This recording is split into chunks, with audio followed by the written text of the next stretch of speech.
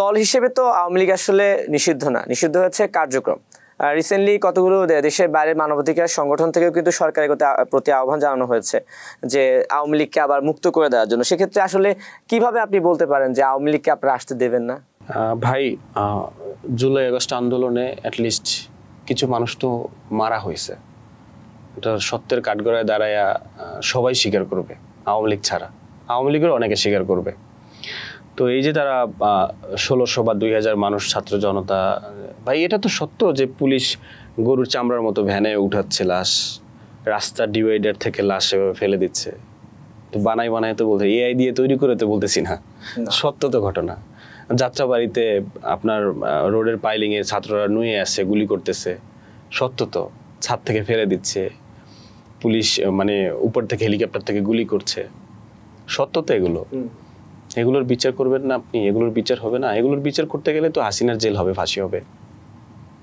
হাসিনা ওই দেলোয়ার হোসেন ছাইদি এবং অন্যান্য হুজুর, ওই যে মতিউর রহমান, তারপর নিজামি, আমি নাম ধরে বলতেছি, আল্লাহ মাফ করো বা সরি, যে তাদের সেই যুদ্ধ অপরাধীদের বিচার যদি 1 যুগ 2 যুগ পরে হতে পারে, তো হাসিনার বিচার, আওয়ামী লীগের বিচার হবে না? আপনি চাইলে ফিরে আসলেন, তামাবিল বর্ডার ক্রস করে আপনি ঢুকে গেলেন, আর মানুষ রিসিভ করবে আপনাকে। এত সোজা। এতগুলো মানুষ আপনি মারলেন, এটার বিচার আপনি হবে না? তৈদ আফ্রিদি কি গুলি করছে? তৈদ আফ্রিদি তো হত্যা মামলায় জেল খাটতেছে। তৈদ আফ্রিদি নিজে তো গুলি করে নাই। আমি এটা ভাই সত্য কথা বলতে হবে, 5-8টা সুযোগ নেই ভাই। তৈদ আফ্রিদি পিস্তল নিয়ে গুলি করে নাই, এতটুকু দেখি নেই, বাট মন বলছে। কিন্তু তাকে তো হত্যা মামলায় খাটতেছে, বিকজ সে স্বৈরাচারের দোসর হয়ে সে ইনফ্লুয়েন্সারদেরকে ক্যাচ করতেছিল, বা ছাত্রদের পক্ষে যেন পোস্ট না করা হয় সেরকম একটা ব্যাপারে সে জড়িত ছিল। এটাই আমরা শুনে আসছি, বা এটাই মানে আওয়ামী লীগের পক্ষে ছিল এরকম একটা ব্যাপার, যার জন্য সে এখন হত্যা মামলায় ঢোকানো হয়েছে। আমি জানি না সে গুলি করে কাউকে হত্যা করছে কিনা, আমি তার সাপোর্টও নিব না। মানে আমার কাছে যেটা মস্তিষ্কে যেটা সত্য মনে হয় সেটা বলো। আমার কাছে মনে হয় যে সে পিস্তল দিয়ে কাউকে হত্যা করতে হলে তো পিটাই বা গুলি করে করতে হবে। তা আমার কাছে মনে হয় না যে সে সরাসরি গিয়ে কাউকে হত্যা করেছে। জানি না, এটা পুলিশ বলতে পারবে, আদালত ভালো তদন্ত বিষয় বা পুলিশ দেখবে, আদালত দেখবে, মনে হচ্ছে তাই বললাম। তো এখন হাসিনা তো পুলিশ দিয়ে, বাহিনী দিয়ে, লীগ দিয়ে, ছাত্রলীগ, একজন ছাত্রলীগ, সে তো মানুষ, আমিও একজন মানুষ, আপনি একজন মানুষ। তা আপনার কাছে পিস্তল, আপনার কাছে গুলি কিভাবে আসলো? পিস্তল গুলি তো থাকবে সরকারি বাহিনীর কাছে। তো ছাত্রলীগ দিয়ে তারা মানুষজন মারছে না, তো এটা কে করাইছে? আওয়ামী লীগ করাইছে। আওয়ামী লীগের মাতাকে হাসিনা করাইছে। তাই হাসিনার বিচার হবে না? আপনি বললেন আপা আসবে ফিরে, বীরের বেশে বাংলাদেশ আসবে, এগুলো বললেই হলো। আপনি মাস্ক পরে বাংলা মোটরে এখানে সেখানে 2টা মিছিল করলেন, এখানে আগুন ধরাই দিলেন, এখানে একজনকে পিটে মারলেন, এই বলি আপনি হাসিনা এসে পড়বে? এত সহজ না ভাই, এত সহজ না। আমরা ভালো করে জানি হাসিনা আসলে আমাদেরকে রাখবে না, আমরা যারা আন্দোলন করছি আমাদেরকে রাখবে না। তাহলে সেই সুযোগ তো আমরা দিব না। আমরা তো কাকে রাখবে না, কাকে ফিরে রাখবো, কাকে, এগুলো কথা না, কথা হচ্ছে বিচার, মানুষ হত্যার বিচার। মানুষ হত্যার বিচার হতে হবে। আপনি ফিরে আসেন বা না আসেন, এটা আপনার ব্যাপার।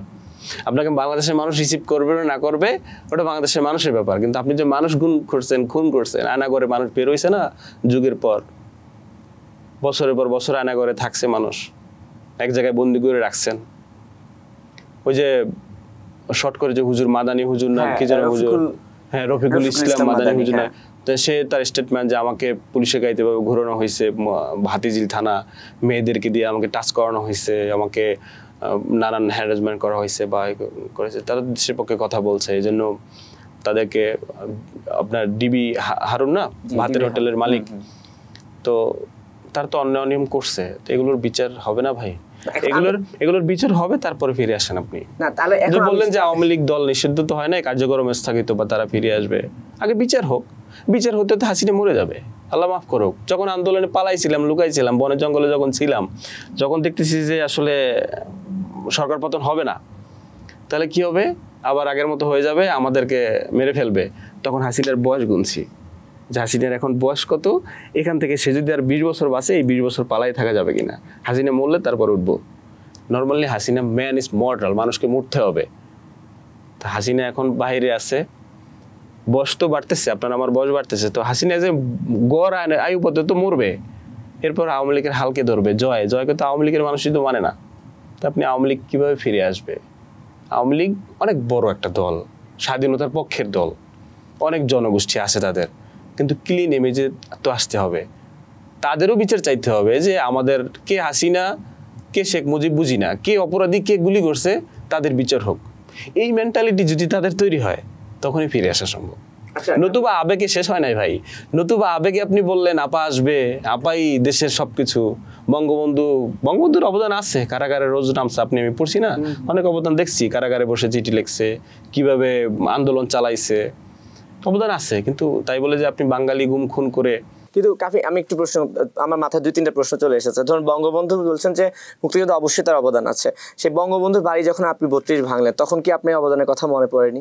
বিপিএল খেলা চলতেছিল, তো খেলা শেষ, খাইতে বসছি আমি 1 নাম্বারই, তখন ফেসবুকে ঢুকে দেখলাম যে সব মানে 32 নাম্বারে হচ্ছে গিয়ে সব হচ্ছে একদম মানে মানুষের আবার একটা 5ই আগস্টের মতো ব্যাপার হয়ে গেছে। এখন যেহেতু আমি ছাত্র জনতার পক্ষে, এই 5ই আগস্ট বা জুলাই আগস্ট আন্দোলনের পক্ষে ছিলাম, তো ওই জায়গা থেকে সবার ভিতরে একটা আসলো যে আসলে বঙ্গবন্ধু 32 নাম্বার এটা ছিল, এটা আসলে একটা স্বৈরাচারের আস্তানা এটা। তো ওই 32 নাম্বারের ওই ব্যাপারটা আওয়ামী লীগের জন্য একটা মানে, তো আওয়ামী লীগ তারা তো আসলে ওই শেখ মুজিবকে আল্লাহ রাসূল নবী মানে, এটা তো হয়ে আসে এরকমই, তারা মাথার ভিতরে তো অনেকের কাজ করে না, অনেকের কাজ করলে তো সে আওয়ামী লীগের বিচার চাইতো, মানুষ হত্যার পরে তো আর কিছু নাই। তো মানুষের ভিতরে ওইটা ক্রিয়েট হয়েছে, সৃষ্টি হয়েছে যে এটা আসলে তাদের আস্তানা, এইটার উপর ডিপেন্ড করে শক্তি করে তারা এখানে সেখানে মিছিল করতেছে। তো বাংলাদেশের পক্ষের মানুষজন মনে হলো যে আসলে এটা ভেঙে দিলে ওই জায়গাটা তাদের ক্রিয়েট হবে না। আজ পর্যন্ত আওয়ামী লীগ ক্ষমা চাইছে, সরি বলছে যে ভাই আমরা এতগুলো মানুষ গুম খুন করছি, আমাদেরকে মাফ করে দাও, আমরা আবার ফিরে আসতে চাই, বলে নাই কিন্তু। তো ওই জায়গা থেকে দেখলাম যে সবাই আসছে, 32 নাম্বারে আসছে, ভাঙা শেষ। এরপরে আমি গেছি, যাওয়ার পরে ওই বুলডোজার যে গাড়ির উপরে আমাকে উঠাই দিচ্ছে, ভাই আপনি স্লোগান দেন। বুকে হাত দিয়ে বলতে পারবো বঙ্গবন্ধুর ওই বাড়ির একটা ইটও আমি খুলিনি, একটা ইট আমি বাড়িও দেইনি। ব্যাপারটা এরকম যে আমি একটা ইট খুলিও নাই, একটা ইট বাড়িও দেই নাই, জাস্ট আমি গেছি, শেষ মুহূর্তে গিয়েছিলেন, স্লোগান দিছি এই। আচ্ছা, কিন্তু যেহেতু আপনাকে সবাই চিনে সেভাবে ওই ফুটেজটা আসলে ভাঙা হয়েছে, এরকম একটা ব্যাপার। এখন যদি আমি আপনাকে প্রশ্ন করি, আপনি কি দল হিসেবে কার্যক্রম নিষিদ্ধ চান নাকি আওয়ামী লীগ দলটাই নিষিদ্ধ চান, কোনটা আপনি বেছে নেবেন? এখন আমাদের ভাইয়েরা যারা আরো ফ্রন্টে ছিলেন তারা তো কেউ কেউ জায়গা থেকে বলেই আসছেন যে আওয়ামী লীগ নৌকা প্রতীক, এগুলো বাংলাদেশে আর কখনো রাজনীতি করতে পারবে না। এটা এক একজনের এক একটা মতামত থাকবে। এখন আওয়ামী লীগের প্রতি তো আসলে আমাদের রাগ ক্ষোভ তো একটা আছে, যে আমরা এটাও ভালো জানি যে তারা ফিরে আসলে আমাদেরকে রাখবে না, কারণ আমরা তো তাদের রাজার হালে তারা ছিল, সেটার জায়গা থেকে আমরা সরিয়ে দিয়েছি। যে প্রশ্ন করলেন যে আপনি, আমার কাছে মনে হয় যে এখন একজন আওয়ামী লীগ যদি সে বাংলাদেশের পক্ষে হয়, সে যদি তার পক্ষের মানুষের বিচার চায়, তার তো কোনো ভুল না। তার মানে এটাও না যে আমি আওয়ামী লীগকে সেফ এক্সিট করতেছি, আমি সেফ এক্সিট করার কেউ না, জনগণ আসলে বিচার করবে সে কি ফিরে আসবে বা ফিরে আসবে না। আমি আসলে এখানে গভীরতায় কথায় যেতে চাচ্ছি না, আমি আসলে বিচার চাই, বিচারে যে বাঁচবে, যে মরবে, যে ফিরে আসবে। তার মানে হচ্ছে যে আপনি যে অপরাধগুলো সংঘটিত হচ্ছে সেগুলোর বিচারটা আসলে বলতে চাচ্ছেন। অনেক প্রশ্ন, অনেক কথা বলে ফেলেছে, আরো প্রশ্ন রয়ে গেছে। ধরুন জুলাই আগস্ট আন্দোলনের পর তো সংস্কার হয়েছে, হ্যাঁ, অনেক এখনো কিন্তু অনেক অভিযোগ আছে, এই সংস্কার কার্যক্রম আপনার কাছে কেমন লাগছে? শুরুর দিকে আমাদের একটা ইন্সপিরেশন ছিল, আমরা আন্দোলন করে হলেও ইউনূস সরকারকে আরো লং টাইমের জন্য রাখবো।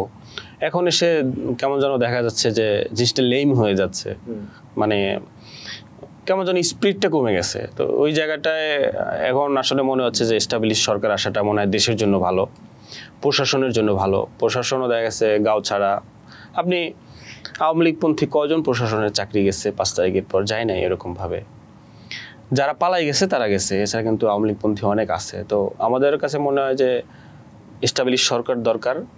এখন আর ওই সুযোগটা নাই যে কেউ সরকারে বসে তার মন মতো করবে, সে জোর জুলুম করবে, সে গুলি করবে, গুম করবে, খুন করবে, ওই সুযোগটা এখন আর নাই। তার মানে আপনি বলছেন যে এখন আসলে দেশে নির্বাচন দরকার, যে নির্বাচনের কথা সবাই বলছিল এবং আমরা জানি যে ফেব্রুয়ারির দিকে নির্বাচন হবে। নির্বাচন প্রসঙ্গ দিয়ে শেষ করবো, তার আগে একটু রাকসু নির্বাচনের দিকে চোখ দৃষ্টি দেয়।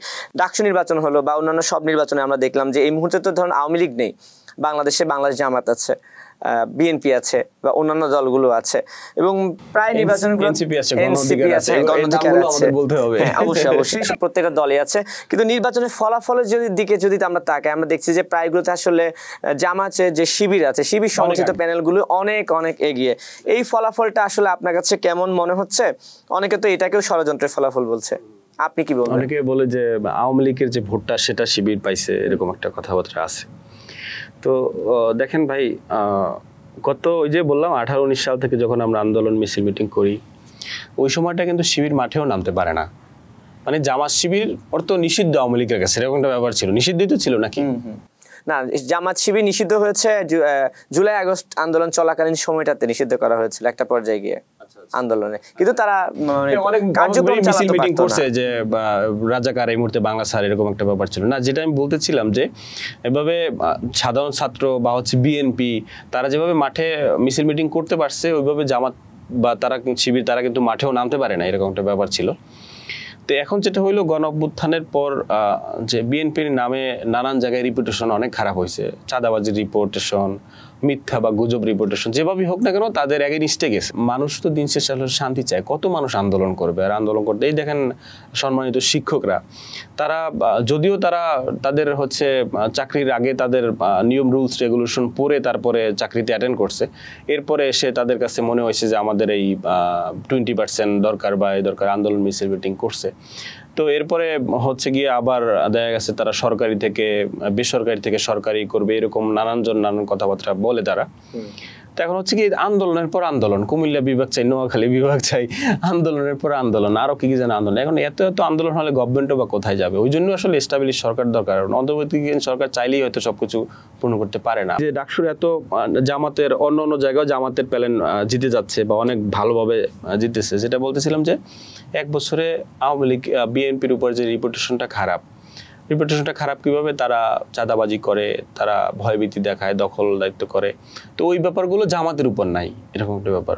তো দিন শেষে আমাদেরকে বের করা উচিত যে মানুষ আসলে শান্তি চায়, মানুষ দাঙ্গা হাঙ্গামা, আমার ব্যবসা প্রতিষ্ঠান আপনি খেয়ে ফেলবেন, এখন মানে এটা এখনকার সময়ের মানুষ চায় না। মানুষ দিন শেষে তার যতটুকু আছে অতটুকু নিয়ে এসে সুখে শান্তিতে থাকতে চায়।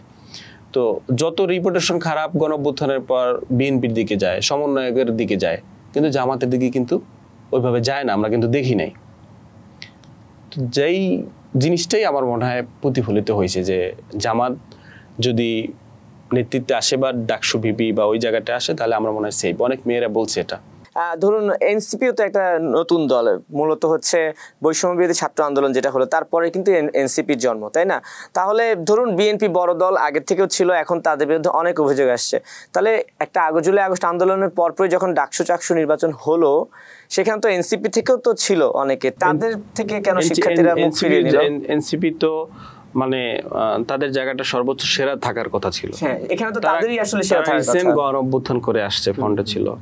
তো ওই জায়গাটার জন্য আমারও খারাপ লাগে, কারণ আমার ম্যাক্সিমাম ভাই ভাইয়াদার এনসিপি, গণ অধিকারে বা এই ভিপি নূর বা উপদেষ্টা আসিফ বলেন, আপনার এই নাহিদ ভাই বলেন, বাকি বিল্লা ভাই বলেন, আক্তার ভাই বলেন, এদের সাথে তো আমি উঠা বসা করে আসছি 18 সাল থেকে। তো এদের প্রতি আমার একটা টান ভালোবাসা থাকবে, তার প্রতি আমার প্রতি থাকবে, এটা নর্মাল। এখানে কোনো দলীয়করণ নাই। ইভেন আমিও এখনো কোনো দলে ঢুকি নেই, দলে এখনো আমি কোনো রাজনীতি এখনো কোনো সংযুক্ত না, কিন্তু ভালোবাসার জায়গা তো একটা থাকবে। তাদের সাথে ওঠা বসা করে বড় হয়েছি।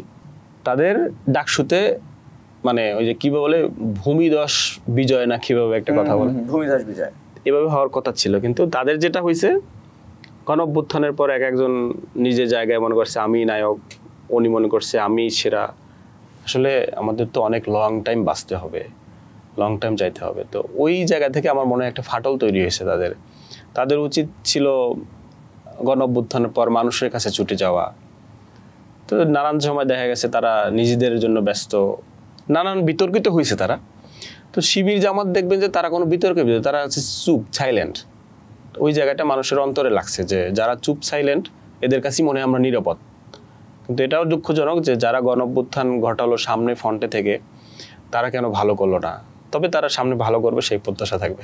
তাহলে এই ডাকসু চাকসু নির্বাচন যদি সামনে ন্যাশনাল ইলেকশনের কথা বলি, জাতীয় ইলেকশন, সেখানে কি কোনো প্রভাব ফেলবে? তখনও কি আপনার মনে হয় যে নিঃসন্দেহে প্রভাব ফেলবে?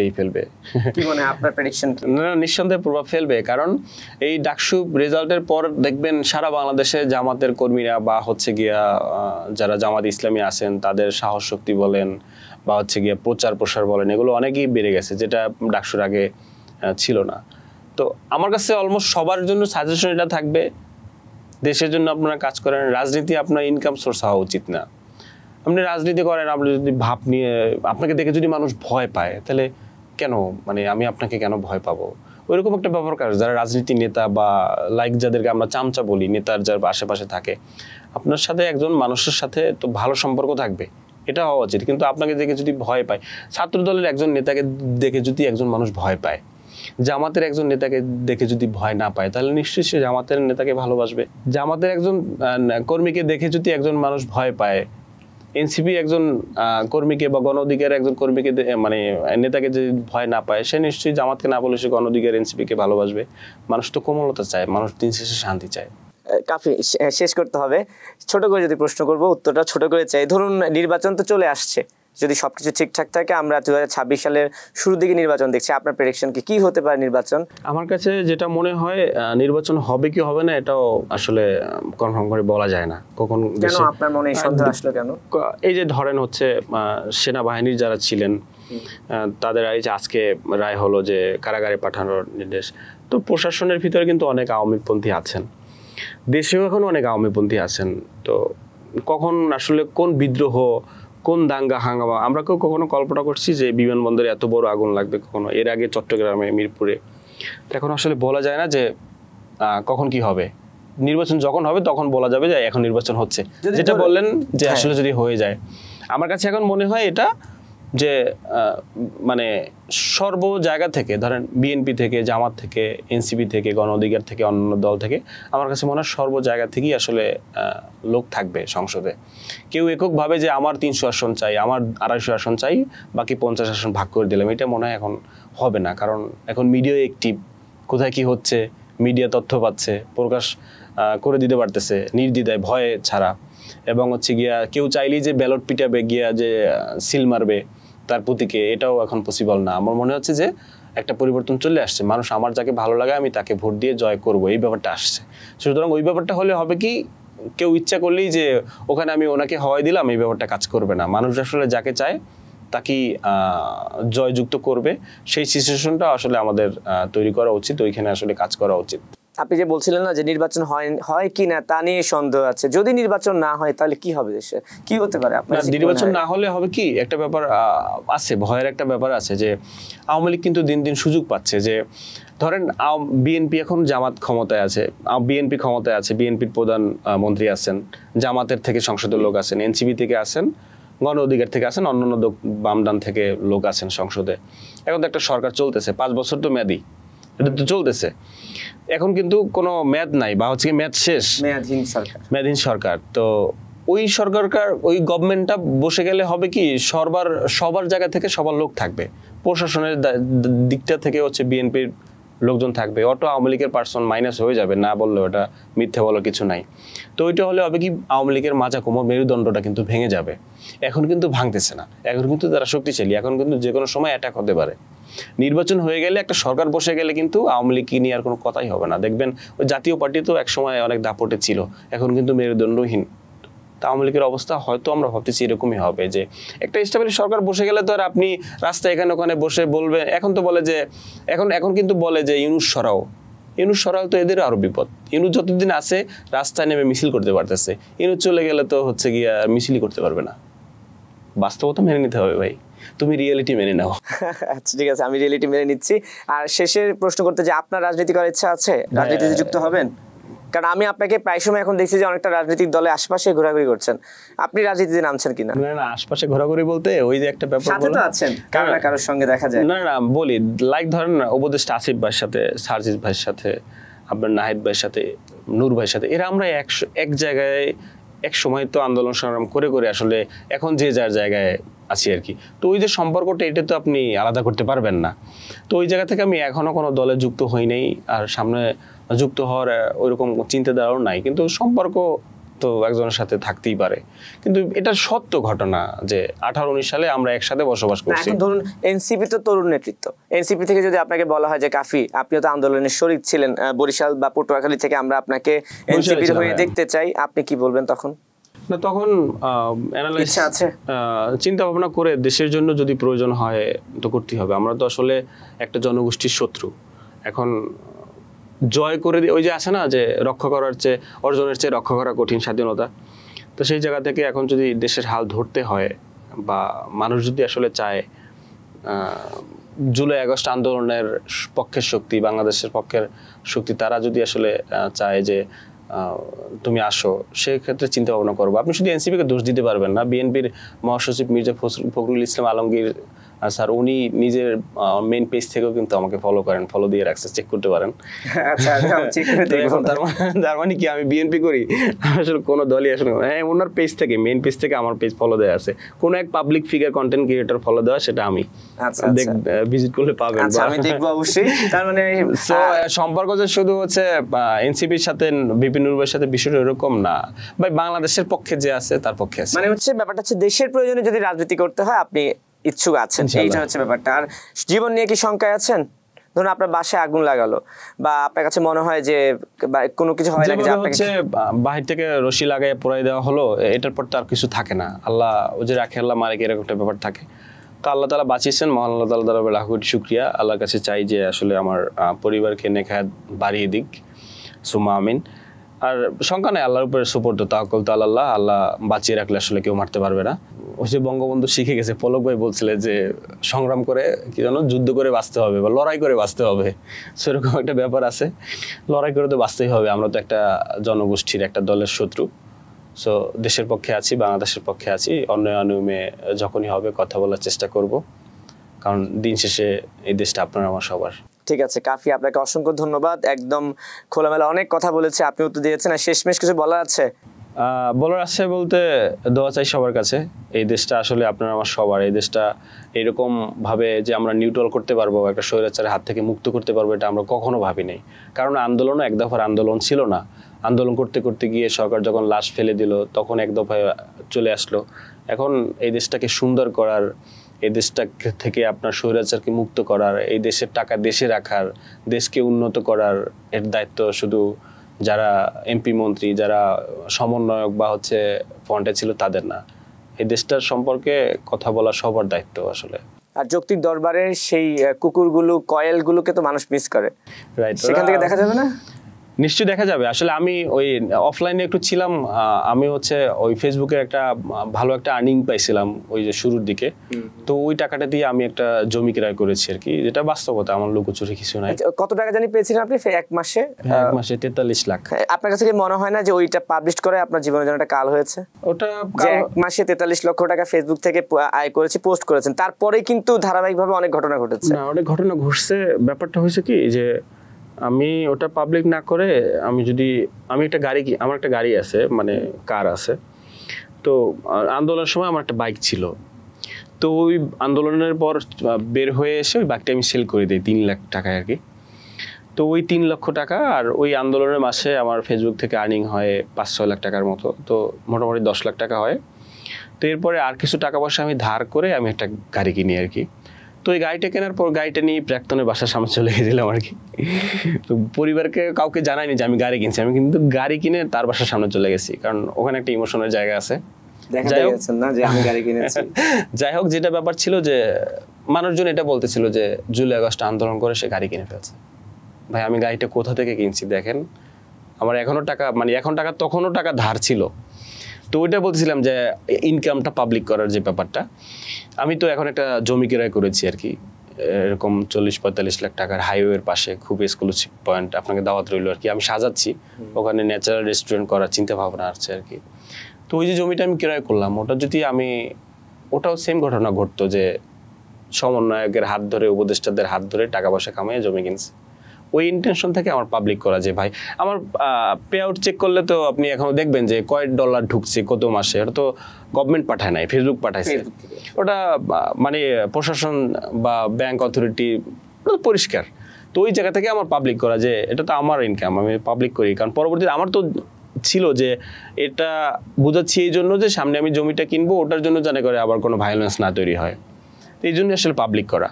তো ওই যে ওটা ক্রয় করছি, তো ওইটা নিয়ে একটু অফলাইনে আসলে বিজিটিজি আছি, এই জন্য একটু বেশি দেখা যায় না। ঠিক আছে, আমরা আপনাকে হয়তো সামনে আবার দেখবো। অনেক কথা বললাম, সময় অনেক চলে গেছে, ভালো থাকবেন আপনি। জি, দোয়া চাই। ওকে দর্শক, এতক্ষণ কথা বলছিলাম নুরুজ্জামান কাফির সঙ্গে, অনেক প্রশ্ন করেছি, খোলামেলা উত্তর দিয়েছে। আশা করি ভালো লেগেছে। যে যেখানে থাকবেন ভালো থাকবেন, সময় টেলিভিশনের সঙ্গে থাকবেন।